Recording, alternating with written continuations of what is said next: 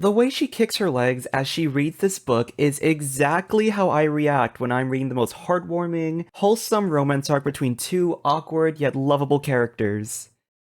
Either that or smut. Hey everyone, welcome back to a character analysis video. This time, we're gonna cover Citlali and her kit design. She has a lot of valuable utility that we'll still discuss, but one of the things I really want to hone in on is her special elemental mastery scaling. Since Cryo and EM are not the most synergistic aspects, I think it's important to share my thoughts on her as a general support, and then shift to my thoughts on her as an EM-based support. Disclaimers, timestamps, social media links, and music credits are all down below. As of this recording, I am a little sick, so sorry if my voice sounds a little bit off. Finally, I will be covering details in this video that may be subject to change upon release. If that happens, I will leave a pinned comment updating on those changes. But without further ado, let's jump right in. Let's discuss her kit details first. Citlali's skill will cause her to enter Night Soul's Blessing, gain a set amount of Night Soul points, and summon Itzpapa, which follows the active character around. When she gains 50 Night Soul points, Itzpapa will deal cryo damage in an AoE around the character. Right now, this hits every 1 second, but will only apply cryo to the enemies every 2 seconds or every other hit. In terms of application rate, it's kind of like Rosaria's Burst, but with movement potential. She also creates a shield scaling with her EM stat. Citlali's Burst causes her to deal a massive hit of cryo damage, and then she'll summon up to 3 skulls which deal more damage. A skull will only be summoned once per enemy, so if there's only 1 enemy on the field, she creates 1 skull. 2 enemies are 2 skulls, and 3 onwards will be 3 skulls. The initial hit of her burst generates Night Soul points, and each skull will also generate points. Using these abilities in tandem is what allows her to quickly activate her skill's AoE attacks. For her A1 passive, when a party member triggers Melt or Freeze while Citlali's skill is active, the enemy's Pyro and Hydro resistance is reduced. Citlali also gains additional Night Soul points when this happens. This passive is what pushes Citlali to focus more on buffing Pyro and Hydro units. It might be expected that the two red shreds correspond to the elements, but that's actually not the case. Triggering either reaction will apply the red shred to both elements. Finally, for Citlali's A4, her damage on her skill's AoE interval hits, and the burst's initial hit will be increased based on her EM stat. This just provides extra personal damage with her special scaling. Those are the general details out of the way, and I'd say my opinion on her kit from a meta perspective is that she's going to be a very strong pick. She provides shielding, which is good for defensive utility. Compared to other cryo units, she's among the faster appliers, which is very helpful if the focus is to set up cryo reactions more frequently. Then, her Hydro and Pyro resistance shred is 20%, which is the same as Zhongli's universal shred. In a team centered around a Pyro or Hydro DPS, Citlali will be a better option since she also has access to Cinder City, providing 40% damage bonus. So she has some unique attributes that allow her to shine a bit more in her niche. I've seen a few complaints when it comes to her not being a cryo buffer, but we already have that in the form of Shenhe. Shenhe already has damage buffing and red shred for the cryo element. And honestly, I feel like if Citlali was also a cryo buffer, people would just complain that she's a carbon copy of Shenhe. Also, with the Cinder City set, she can still act as a decent sub-buffer for cryo, while Shenhe can be the dedicated buffer. Citlali is like a reverse Shenhe. Instead of being a cryo support who buffs cryo units in their respective cryo-based teams, she's someone who buffs Pyro and Hydro units in cryo-based teams. Instead of a Wriothesley Melt or Ayaka Freeze comp, maybe it's Gaming Melt or Neuvillette Freeze. The reaction is still the same, but the DPS is a different element, making the archetypes feel different as well. And Citlali's role is to expand on that niche version of the archetypes. Now, while my thoughts on her kit are overall positive, I do think there's a few points of discussion when it comes to her EM scaling. When it comes to my kit analysis, I mainly focus on how a character's kit is designed in tandem with their themes. In Citlali's case, how well is she designed from the perspective of elemental mastery, and by extension, synergy with the various cryo reactions. As everyone knows, EM is the stat that grants you higher reaction bonuses, so when it comes to EM scaling characters, there's an underlying assumption that they're going to synergize better with reactions compared to other units.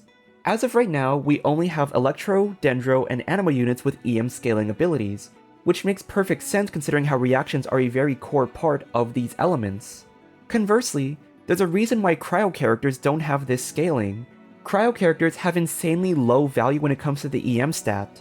Superconduct, despite having its recent buff, has one of the lowest multipliers in the game.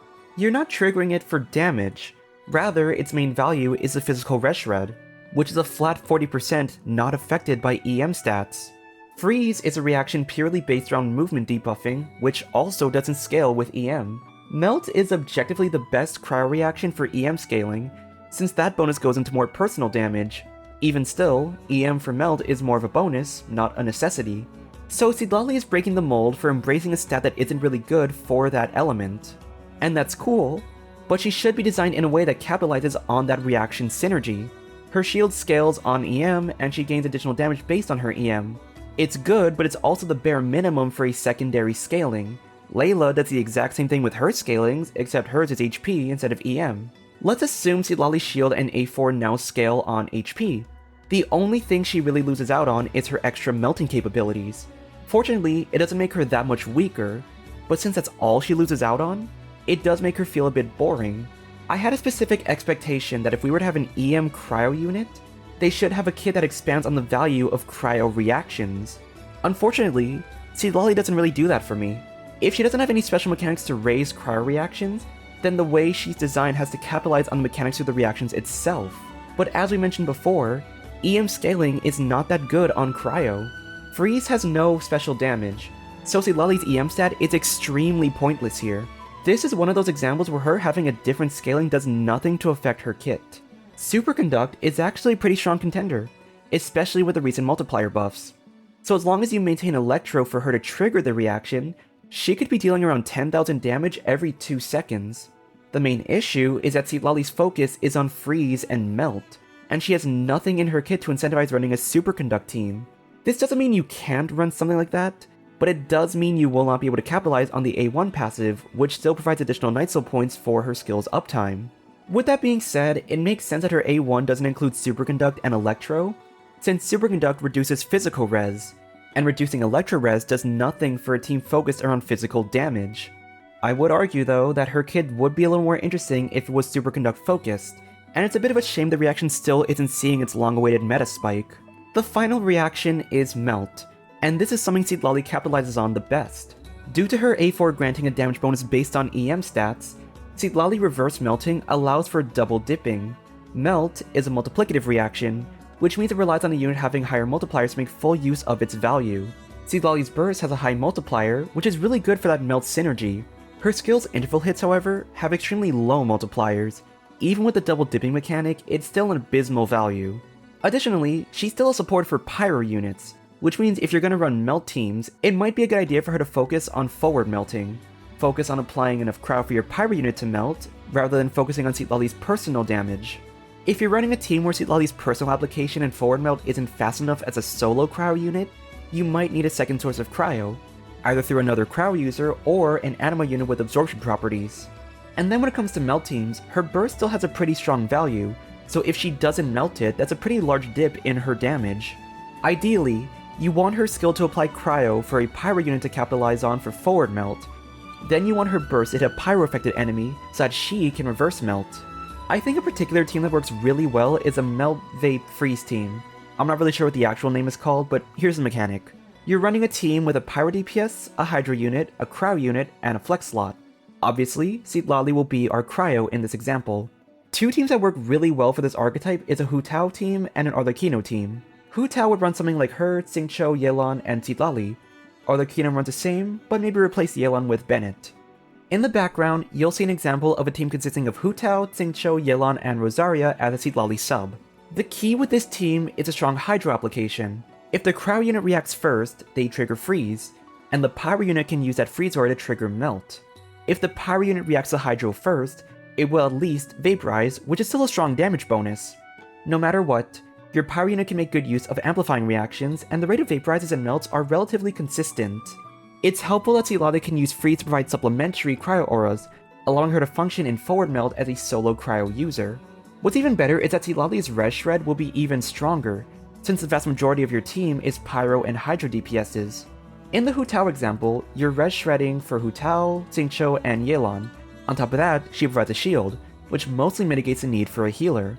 And she has Cinder City, which is an additional 40% damage bonus.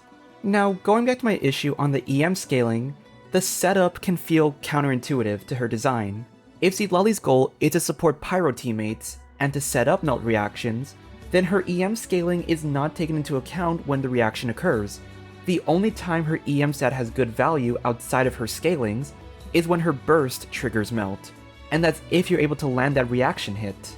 It's definitely possible to set up a rotation where you can create forward melts in the beginning and apply Pyro for Citlali to deal a finishing blow, but that scenario can easily get sidetracked if the application isn't playing in your favor. You might accidentally apply Cryo again when her burst hits, and then she doesn't melt anything. You might accidentally apply Pyro too early, and that causes her skill hits to apply Cryo and reverse melt those, which means that your Pyro unit isn't dealing as much damage as they should. To summarize the whole discussion, I think Citlali as a general Cryo unit is going to be very strong in the meta. She has shielding, she has decent damage, she has a red shred, and she has Cinder City's damage bonus. But looking at her design from the perspective of an EM Cryo unit, I don't think she brought anything that interesting to the table. The EM1 Cryo is new terrain, but it comes with the expectation that a unit like that would focus on the value of its reactions. Citlali just doesn't meet my expectations. She feels like a 5-star Layla with a new scaling that makes her seem different, but if she was attack, HP, or defense scaling, I feel like she'd still feel the exact same. But that's gonna do it for the character analysis. If you enjoyed, consider leaving a like and subscribe to support the channel. Let me know in the comments what your thoughts are on Citlali, both from a meta perspective and from a design perspective. Thanks again for watching everyone, and I will see you all next time. Bye!